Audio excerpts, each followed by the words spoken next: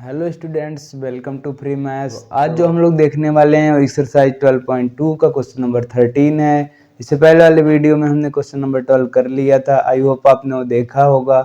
अगर नहीं देखा है तो हम आई टैब पे लगा देंगे, तो आप वहां से जाके देख सकते हैं, या आप चैनल में जाके और भी प्ले लिस्ट हैं, वीडियोज हैं उसकी, आप जाके वो भी देख सकते हैं। ठीक है, तो चलिए देखते हैं हमारा क्वेश्चन क्या दिया गया। उसका फिगर हम यहाँ पे बना ही दिए हैं।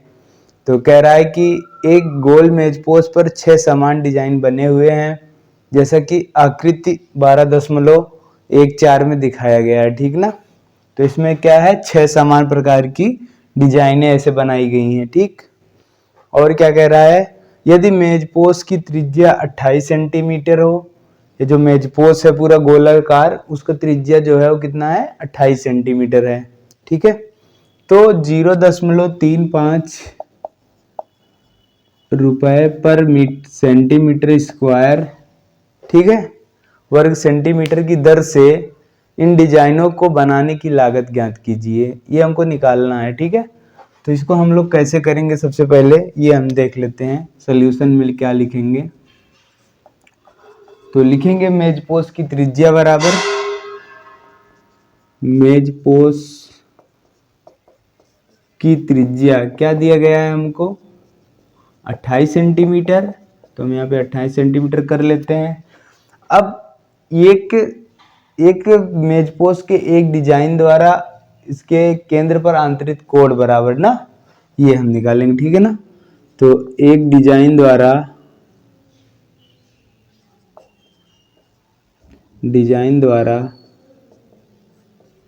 केंद्र पर आंतरिक कोण कैसे निकालेंगे। देखिए ये 6 डिजाइन दिए गए आपस में। ठीक है, तो सब जो भी कोण है वो भी आपस में बराबर बनाएंगे। ठीक ना, तो ये जो अगर मान लो थीटा बना रहा है, ये भी थीटा, तो कितने 6 पार्ट हैं और पूरा कोण कितना होता है 360। तो 360 को अगर हम 6 से भाग कर दे तो हमको एक त्रिज्यखंड का कोण पता चल जाएगा। ठीक है, तो जो कि देखो कैसे अब निकलेगा, 6 चौक 36, तो ये आ जाएगा हमारा कितना, 60 अंश है। ठीक है ना, तो यहाँ पे हमने पहले से भी लिख दिया था, तो उससे कोई दिक्कत नहीं होना चाहिए। अब हमको निकालना क्या है, इन डिजाइनों का क्षेत्रफल निकालना है। अगर हम एक डिजाइन देखें, इसका क्षेत्रफल कैसे निकलेगा, देखो ये वृत्तखंड है, और वृत्तखंड का क्षेत्रफल हम कैसे निकाल सकते हैं, पूरे त्रिज्यखंड के क्षेत्रफल में से इस त्रिभुज का क्षेत्रफल घटा लेंगे तो हमको वृत्तखंड का क्षेत्रफल मिल जाएगा। ठीक ना, तो यहाँ पे हम लिख देंगे कुल डिजाइन का क्षेत्रफल बराबर, कुल डिजाइन का क्षेत्रफल बराबर, ये क्या हो जाएगा, एक का अगर हम निकालना है, एक के लिए हम क्या करेंगे, त्रिज्यखंड का क्षेत्रफल माइनस खंड का क्षेत्रफल या वृत्तखंड का क्षेत्रफल, वही हम फार्मूला लगा देंगे। ठीक ना, क्या होता है, पाई आर स्क्वायर थीटा बटे 360 त्रिज्यखंड का क्षेत्रफल हो गया, और जो इस त्रिभुज का क्षेत्रफल होगा वो क्या होता है, 1/2 R square sine theta, 1/2 R square sine theta. ठीक ना, तो हम ये दोनों रख देंगे, लेकिन हमारे ऐसे डिजाइन कितनी है, यहाँ पे 6 है, इसलिए हम 6 से यहाँ पे गुणा कर देंगे तो कुल डिजाइन का क्षेत्रफल मिल जाएगा। ठीक ना, तो चलिए अब रख देते हैं सब चीजें जो जो हमको पता है। पाई 22/7 रख देते हैं, आर कितना दिया है 28, ठीक है, गुणे थीटा कितना है 60 अंश है, बटे 360 है। ठीक है, अब देखो यहाँ पे हम 0 से 0 कैंसिल कर देते हैं, 6 चौक 36 6 आ गया। ठीक है, अब ये 7 से इसको करेंगे, 7 चौक 28, अभी माइनस इधर क्या बचा, 1/2 आर स्क्वायर साइन थीटा के जगह कितना रखना है, 60 अंश। ठीक ना, तो यहाँ पे हम ऐसे पूरा लिख दिए। अब साइन 60 अंश का मान क्या होता है, √3/2 होता है। आर की जगह यहाँ पे हम 28 गुणा 28 लिख देते हैं, 28 गुणा 28। ठीक है, तो अगर इसको हम काटेंगे तो 14 आ जाएगा। अब देखो यहाँ पे देखो, ये अभी हम इससे ज्यादा भी काट सकते हैं ना, हमने इसको जितना इसको काटा था, तो ये 6 भी कट सकता है, लेकिन हम इसलिए नहीं काट रहे हैं क्योंकि देखो बाहर भी 6 है अंदर भी 6 है, इन दोनों को सॉल्व कर लेंगे तो नीचे वाले आपस में कैंसिल हो जाएंगे ना, बाहर 6 वाले गुणा जो लिखा गया है। ठीक है, तो अब देखो क्या करते हैं, इसको हम ऐसे ही रहने देते हैं। अभी इनका गुणा कर लेते हैं। 22 गुणे 28, देखो हमने जल्दी के लिए हमने क्या किया, कुछ चीजें लिख दिया है। 22 गुणे 4 गुणे 28, देखो ये 4 भी है ना इधर, 28 की जगह जो बचा था। 22 गुणे 4 गुणे 28, तो इनका अगर हम गुणा करेंगे तो कितना आएगा, 2464 आएगा। आप लोग करके देखिएगा। 2464 बटे 6 है नीचे, तो 6 लिख देते हैं, माइनस साइन 60 अंश का मान क्या होता है, √3/2 होता है। और 14 गुणा 28 करेंगे तो कितना आ जाएगा, 392 आ जाएगा, ठीक ना। 392 अंडर रूट में 3/2। ये इतनी चीजें तो हमारी हो गई हैं। अगर अब हम यहाँ √3 का मान अगर हमको रखना है तो हम 1.732 होता है लगभग। √3 का मान 732 होता है, तो हम 2 अंक तक ले लेते हैं, 1.7 ही लगभग ना, क्योंकि अगर जो दशमलव के 1 या 2 अंक बाद जितनी भी हमको चाहिए, अगर वो 5 से छोटा रहता तो हम उसको नेग्लेक्ट कर देते हैं, ठीक है। तो हमने यहाँ पे नेग्लेक्ट कर दिया है। तो ये अब जो बचेगा इसमें 392 गुणा 1.7 हम यहाँ पे कर लेंगे, ठीक ना। अब चलो थोड़ा सा कर लेते हैं, देखो कितना आएगा। यहाँ पे हम कर लेते हैं इज इक्वल टू, अब देखो 6 है, 6 गुणा, अगर हम इन दोनों का एलसीएम लेते हैं तो कितना आएगा, देखो 2 और 6 का एलसीएम 6 ही होगा। और 6 से 6 में हम भाग करेंगे तो 1 मिलेगा, 1 का अगर ऊपर गुणा करेंगे तो वही आ जाएगा, ठीक है। 2464 माइनस 3, अब 2 से देखो 6 में भाग करेंगे तो 3 आएगा ना। देखो अगर हम 2 से करेंगे 6 में भाग तो हमारा 3 आएगा। अगर हम 3 का 392 में गुणा करेंगे तो कितना मिलेगा, देखो 3 का 392 में अगर हम करेंगे तो ये मिलेगा 1176, ठीक है। और गुणा, और √3 यहाँ पे है ना, √3 का मान कितना होता है, 1.7 हमने देखा, तो 1.7 यहाँ पे लिख देते हैं। तो ये देखो अब पूरे के नीचे 6 आ गए, तो अगर हम इसका गुणा करते हैं भाग में है तो इन दोनों कैंसिल हो जाएंगे। अब इनका गुणा करके हम आपस में फिर घटा लेंगे, ठीक है।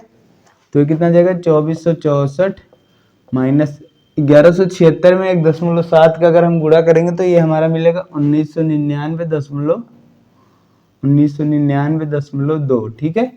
टाइम बचाने के लिए हमने पहले से ही कर लिया था। तो अब देखो क्या होगा, अगर हम इसको घटाते हैं तो ये यहाँ पे कुछ नहीं तो 0.0 लगा सकते हैं, ठीक ना। तो 10 में से 2 जाएगा 8, 0.3, 13 में से 9, अगर हम 2 से करेंगे 6 में भाग तो हमारा 3 आएगा। अगर हम 3 का 392 में गुणा करेंगे तो कितना मिलेगा, देखो 3 का 392 में अगर हम करेंगे तो ये मिलेगा 1176, ठीक है। और गुणा, और √3 यहाँ पे है ना, √3 का मान कितना होता है, 1.7 हमने देखा, तो 1.7 यहाँ पे लिख देते हैं। तो ये देखो अब पूरे के नीचे 6 आ गए, तो अगर हम इसका गुणा करते हैं भाग में है तो इन दोनों कैंसिल हो जाएंगे। अब इनका गुणा करके हम आपस में फिर घटा लेंगे, ठीक है। तो ये कितना जाएगा, 2464 माइनस 1176 में 1.7 का अगर हम गुणा करेंगे तो ये हमारा मिलेगा 1999.2, ठीक है। टाइम बचाने के लिए हमने पहले से ही कर लिया था। तो अब देखो क्या होगा, अगर हम इसको घटाते हैं तो ये यहाँ पे कुछ नहीं तो 0.0 लगा सकते हैं, ठीक ना। तो 10 में से 2 जाएगा 8, 0.3, 13 में से 9 जाएगा 4, यहाँ पे बचा 15, 15 में से 9 गया 6, यहाँ पे बचा 13, 13 में से 9 गया 4, एक में से गया कुछ नहीं, तो 464.8 सेंटीमीटर स्क्वायर। ये हमारा क्या आ गया, कुल डिजाइन का क्षेत्रफल आ गया। लेकिन हमसे पूछा क्या है, हमसे पूछा है कि अगर डिजाइन को 1 सेंटीमीटर स्क्वायर बनाने में इतना पैसे लग रहा है तो कुल कितना पैसे लगेंगे ना, कुल कितनी लागत लगेगी, ये हमसे पूछ रहा है, ठीक है। तो उसके लिए हम क्या करेंगे, क्योंकि 1 सेंटीमीटर स्क्वायर को मतलब बनाने में कितनी लागत लग रही है, 0.35 रुपए, ठीक है। तो ऐसे ही अगर हम कह दें 464.8 सेंटीमीटर स्क्वायर यह कुल डिजाइन बनाने में लगा लागत बराबर, ठीक है, वो क्या आ जाएगा 0.35, और इसी में हम इसका गुणा कर दें, ठीक है, 464.8 सेंटीमीटर, ठीक है। अब देखो इसका हम गुणा करेंगे तो जो भी मिलेगा वो हमारा उतना पैसे आ जाएंगे। ठीक है, इसको हम गुणा करके बताते हैं क्या रहा है। तो यहाँ पे देखिए 0.35 गुणा 464.8 तो 162.68। ठीक है, तो ये लगभग आ रहा है हमारा 162. तो ये हमारा जो आ रहा है 162.68 इतना रुपए आ रहा है। तो या हम इसी को कहते हैं 163। ठीक है, कोई इतना पैसे थोड़ी ना देगा। ठीक है ना, ये लगभग किसके है, इक्वल है 163 के। ठीक है, 163 रुपए। अतः डिजाइन को बनाने में कुल निर्माण लागत बराबर, डिजाइन को बनाने में